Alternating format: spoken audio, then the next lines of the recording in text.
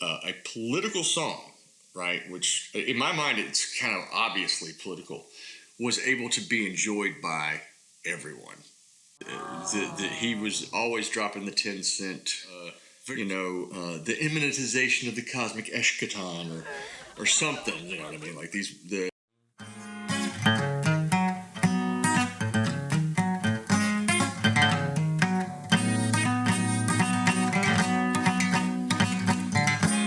I'm on my way, I'm making it. Gonna watch it growing.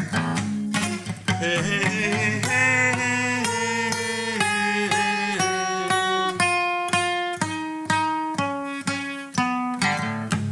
the place where I come from is a small town.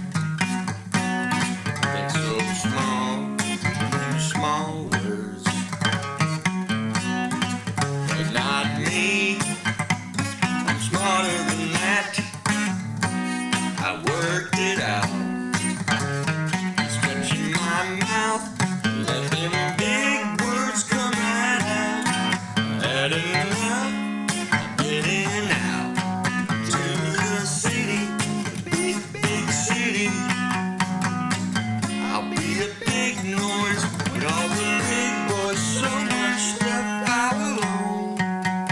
And I will pray to a big God as I kneel in my big church, big time. I'm on my way, I'm making it. I'm gonna watch it go.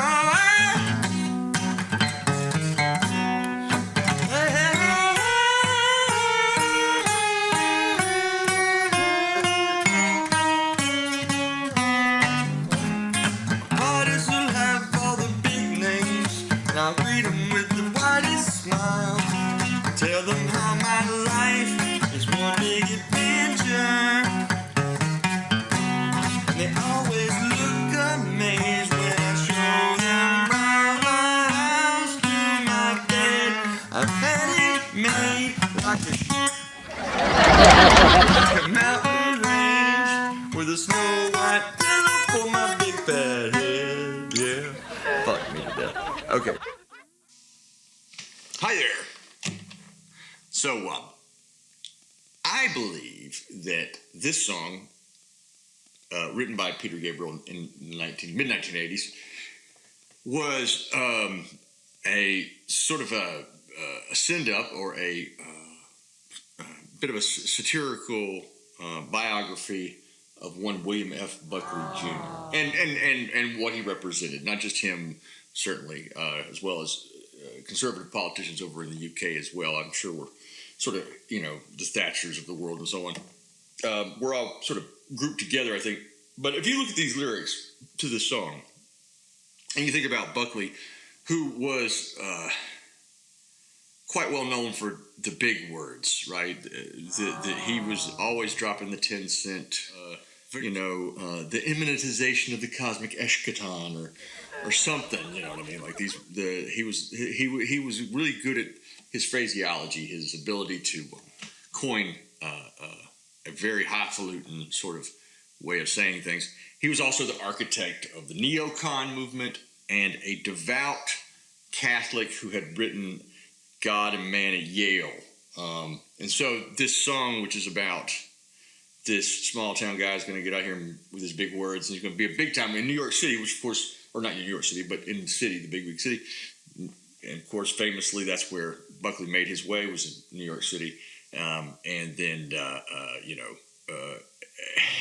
just the whole thing, it's like the whole thing with the church and my big God. And anyway, I fumbled my way there at the end because I was, just goofing around with it a little bit. But I just thought this would be a little an addendum to my series on the history of popular music and so on.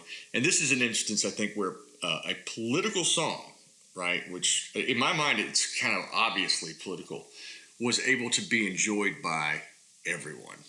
It was a dance tune. It was a pop song. It was catchy.